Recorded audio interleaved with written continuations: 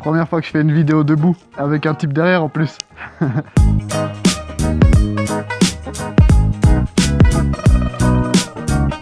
Yo les gars, c'est...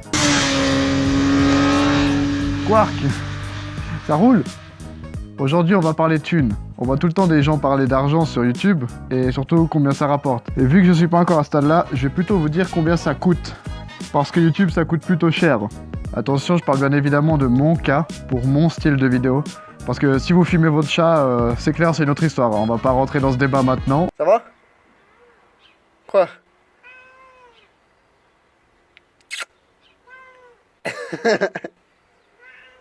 Quel top ce chat. Alors je dis que ça coûte cher, mais en soi c'est pas vraiment YouTube qui coûte cher, parce que c'est un service gratuit. Le problème c'est les dispositions nécessaires pour être sur YouTube qui coûtent cher.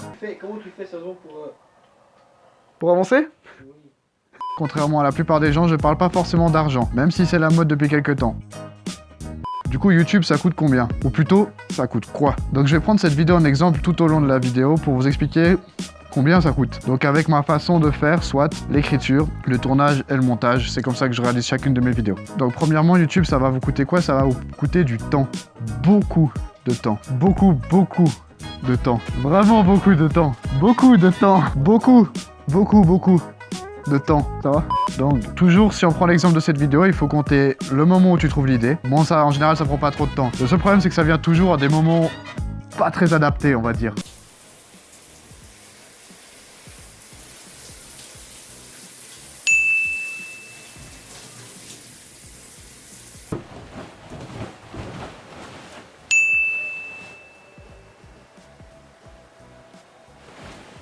Et voilà les gens, c'est pour ça que ma moto c'est la plus belle et qu'elle brille le plus, et parce que une vidéo sur les spaghettis. Ça c'est une idée ça. Ensuite vient l'écriture. Alors c'est sûrement une des étapes les plus compliquées. Si je reprends pour mon exemple évidemment, mes vidéos n'ont jamais un thème très drôle en fait à la base. Du coup pour essayer de vous faire rire, parce que oui j'essaie de faire rire, je sais pas si vous avez remarqué, je dois toujours essayer de trouver le bon mot à dire au bon moment. Tournesol. Ensuite, il faut le temps de trouver un titre bien accrocheur, tu vois, qu'on voit bien de la patate, hein. C'était bien putaclic. Et après la phase de l'écriture, il y a la phase du tournage. Le tournage, on dirait pas, mais en fait, c'est assez long. Parce qu'il faut souvent faire des prises plusieurs fois, parce que tu bégayes, ou tu tousses, ou la scène te plaît pas, ou il y a un bug, ou... Du coup, le tournage, c'est aussi assez long. Parce qu'en fait, il faut souvent refaire des prises du fait que tu bégayes un coup, ou si tout à coup tu tousses, ou la scène te plaît pas, ou il y a un bug, ou une... Putain. Bon, le tournage, c'est aussi assez long, parce qu'il faut souvent refaire des prises où tu bégayes, tu tousses, la scène te plaît pas, ta façon de parler va pas, il y a un bug, ton chat rentre dans la chambre, une comète heurte la planète. En règle générale, tu comptes 10% du tournage en vidéo. C'est-à-dire, ta vidéo, elle dure 5 minutes, bah t'as pris à peu près 50 minutes de tournage. Mais attention, hein, quand je dis tournage, tu comptes tout. Par exemple, c'est un cerf complètement inutile de merde qui va durer 5 secondes. M'a pris à peu près 7 à 8 minutes si on compte que j'ai dû me changer, déplacer la caméra, etc. Bon, si on comptait l'attente d'une météo adéquate, je pense qu'on aurait pu compter carrément 27 jours là. 2 hours later. Bah les couilles, bah. Lui, il est courageux. 12 seconds later. Ah bah. Ah, la Suisse. Et enfin, la dernière phase, le montage. Alors le montage c'est super cool, tu rends la chose dynamique et tout. Tu veux rendre la chose dynamique, c'est long, très long. Il se doute de ce qui va arriver. Très long. Très long. T'as à me faire des vidéos avec moi? Ouais. Si t'es mal organisé comme moi, c'est encore pire. Je compte environ 30 minutes de montage pour 1 minute de vidéo. Encore une fois, ça dépend bien sûr du type de vidéo. Si t'es devant ta caméra sans cut à la Monsieur Kurnaz en train de parler pendant 15 minutes, le montage ça va pas te prendre trop de temps, bien qu'il faut quand même corriger la lumière, insérer les textes, etc. Wesh, les culs. Ça te prend quand même un peu moins de temps. Par contre, lui, il mettra plus de temps dans le tournage, par exemple, parce qu'il va devoir refaire. S'il doit refaire, il doit tout refaire. Voilà, c'est différent. Donc c'est pour ça que je prends mes vidéos en exemple. Et moi, le montage, ça prend à peu près 30 minutes de montage pour 1 minute de vidéo, pour vous donner une idée. Et avant, on parlait du titre putaclic. Maintenant, il faut bien réussir à faire la miniature que tout le monde fait habituellement. La miniature peut prendre un certain temps si elle est bien travaillée et si elle nécessite de faire une super photo très originale comme celle-ci.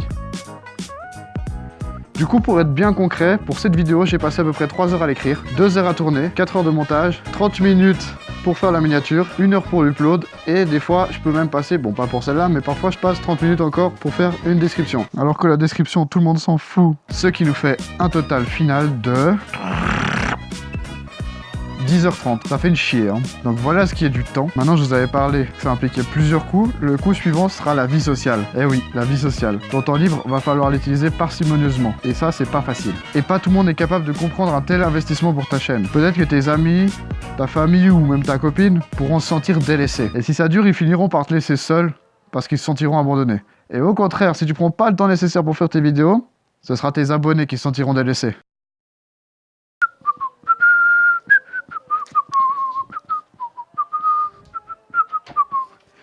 C'était fermé à clé. Le mieux, c'est quand tu arrives à combiner YouTube et ta vie sociale. Par exemple, faire une vidéo avec un de tes potes. Adieu, Adieu. Ou avec ta meuf. De ce fait, tu pourras avancer sur ta chaîne sans délaisser personne. Et je trouve que cette technique, c'est la meilleure parce que quand tu es avec un de tes potes pour faire une vidéo, et bien en fait, la caméra, t'as l'impression que c'est un peu une troisième personne, c'est ambiance plus conviviale et tout, tu vois. Lui, il joue à la play, moi, je raconte ma vie et j'ai l'air un peu ridicule devant lui. Et toi, t'es là et t'écoutes. Voilà. Pour ma part, je trouve que ça instaure exactement le genre d'ambiance que j'ai envie d'avoir dans mes vidéos. Et maintenant, on y vient, le dernier coup. Parce que oui, ta chaîne, elle va te coûter ta famille, elle va te coûter ton temps, elle va aussi te coûter ta thune, tes ronds, ta maille, ton oseille, ton flouze, ton blé, ton cash, ta thune, etc. Donc il faut bien séparer tes dépenses YouTube en deux parties. Exactement comme en comptabilité, Jamy. Il y a ce que tu achètes une fois. Donc si je prends mon cas, l'appareil photo, la GoPro, les micros, parce que si vous suivez les vidéos, j'ai eu vraiment des galères avec les micros. Le PC, le disque dur, la carte SD, les cartes SD en fait, parce que putain ça bouffe, le trépied, la moto et l'équipement de moto. À ce moment-là, t'es déjà dans un gros budget. Alors oui, t'es pas obligé d'avoir tout ça au début, mais au fur et à mesure que ta chaîne va évoluer, tes besoins eux aussi vont évoluer. Tout le matériel que je vous ai cité, je l'ai pas acheté du jour au lendemain, j'aurais pas pu me le permettre. Je l'ai acheté en plusieurs années. D'abord est venue la moto, l'ordinateur je l'avais déjà, les cartes SD, voilà, une fois de temps en temps quand on a besoin, le trépied je l'ai pris en solde à Noël, voilà. D'ailleurs, l'appareil photo, il y a une petite anecdote par rapport à celui-là. Je vous la raconterai peut-être dans une autre vidéo. Il y a des histoires un peu débiles. Mais si on revient à notre précédente liste, si on compte large, on atteint tout de même 5770 francs, soit de tête 5313,06 €. Et tout ça sans compter la moto. Et comme si ça suffisait pas, comme si tu avais déjà dépensé pas assez de thunes et comme si tu n'étais pas déjà assez pauvre, il y a encore les charges fixes et variables. Exemple, je fais une vidéo dans un beau col à moto, tac, les virages et tout, toi-même tu sais, toute une journée avec des potes, voilà, nickel. Bah pour cette vidéo, il faudra compter pour les variables le plein d'essence, l'usure des pneus, que tu t'approches du prochain service et que ça coûte une blinde, cette merde. En fait, il faut quasiment compter 1 franc par kilomètre si tu prends en compte encore l'assurance et l'impôt sur le véhicule. Mais ça, ce sont des charges fixes, on y revient après. Et pour les charges fixes, grande surprise, l'assurance, l'impôt véhicule. Non, sérieusement. Il faudra aussi compter les logiciels de montage, parce que oui, moi je les paye. Et moi j'ai acheté WinRAR.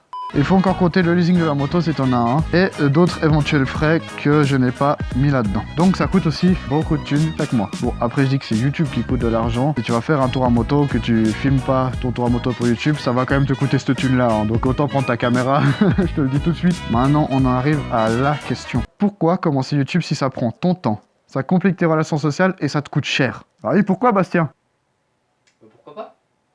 Alors pourquoi commencer YouTube? Eh bien c'est là la question. La réponse est simple, il faut que ça t'apporte plus que ce que ça te coûte. Et encore une fois, je ne parle pas d'argent.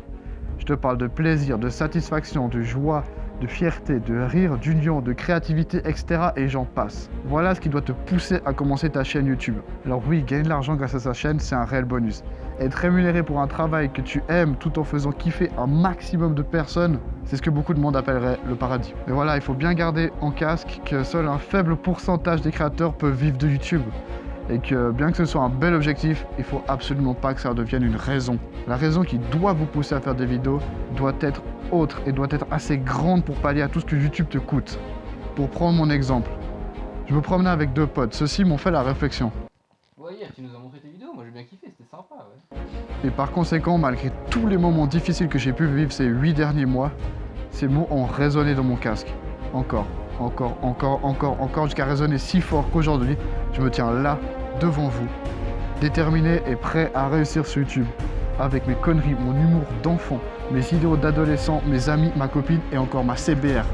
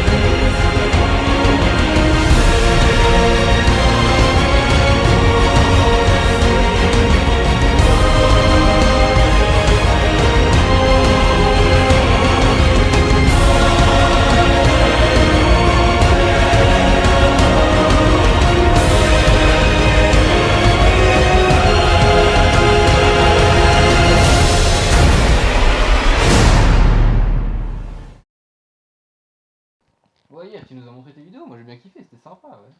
Merci.